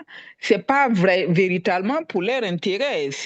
Leur intérêt là est utilisé comme un prétexte. Comment faire pour former ces gens-là, pour les financer, pour qu'ils arrivent à lutter réellement pour leurs propres intérêts et à pouvoir suivre la collecte des fonds qui les revient et développer leurs propres village ou territoire. C'est là toute la problématique. Et bon, j'avoue que je suis un peu pessimiste vu comment nous, Africains, on se comporte au final. Voilà, merci. C'est un peu ce que je voulais dire par rapport à cette question. Merci. Alors, merci beaucoup, Maître Ouedraogo. À deux titres, vous avez fait entendre la voix de l'Afrique de l'Ouest, mais vous avez aussi dit un certain nombre de choses qui viennent nuancer l'apport des ONG. Et je pense qu'au final, vous posez la question, comment faire pour conscientiser, pour former, pour informer les populations. Je pense que l'avocat joue un rôle, hein, non seulement de représentation et de protection des parties en justice, mais aussi de protection de la société tout court. Donc, on peut miser sur les avocats pour organiser des séances de travail avec les communautés locales. Ils seront très bien écoutés. En tout cas, c'est ma conviction. Oui, mais D'accord. professeur, si vous permettez, Oui, l'avocat en général ne se saisit pas à lui-même, à moins que ce soit un avocat un peu, je ne sais pas, politicien ou lui-même ayant une organisation de la société civile. L'avocat généralement est saisi par quelqu'un. Et dans les pays développés, vous allez voir que les ONG ont des avocats qu'ils financent pour pouvoir en réalité porter ce genre de causes. Chez nous, il y a certaines ONG qui en ont, mais vous allez constater que les financements, ils vont toujours vous dire, moi j'ai souvent été contacté et j'ai même souvent fait certaines participations, mais vous vous rendez compte qu'on va vous dire, ah non, on n'a pas suffisamment de financement pour prendre un avocat, donc on vous demande quelque part de faire du sacrifice de travailler presque gratuitement. Mais quand vous vous engagez, après vous vous rendez compte que eux, responsables avec lesquels vous parlez, sont en réalité bien rémunérés. Je ne sais pas comment ils font, mais en tout cas, ils ont les moyens qu'il faut. Eh ben, vraiment, je ne pense pas que vous pouvez continuer à vous engager de cette façon. C'est quand même un peu difficile. Et il y a beaucoup qui ont des financements, mais je ne sais pas, là également, ils vont dire non, on n'a pas de financement, on n'a pas de ligne budgétaire pour, par exemple, prendre un avocat. Mais on voudrait, par exemple, soutenir voilà, telle localité. Bon, ça pose quand même des problèmes. Parce que dans les pays développés, les avocats qui portent ce genre de projets-là sont financés, sont rémunérés par les ONG. Voilà, c'est là aussi la problématique, professeur. d'accord. Merci beaucoup, Maître. On va continuer à réfléchir sur comment est-ce qu'on va faire pour Ouais, sortir de ce cul-de-sac. En attendant, ouais. nous sommes à la fin de l'heure. J'imagine que le prof Chameni me regardait déjà du coin de l'œil. Donc, merci pour ces partages. Merci beaucoup pour votre participation. Je crois que nous allons arrêter à ce niveau et se donner rendez-vous pour demain pour terminer notre cours. Je crois que demain, on a un des chapitres à aborder. Donc, merci et bonne soirée à tous. Allez, Merci, bonne soirée à tout le monde. Au Merci, revoir. Soirée, merci merci beaucoup, beaucoup. merci. Merci, au revoir. À demain. À Merci, demain, prof. merci. Merci, prof. À demain. Merci, bonne soirée. Bonne soirée à tous.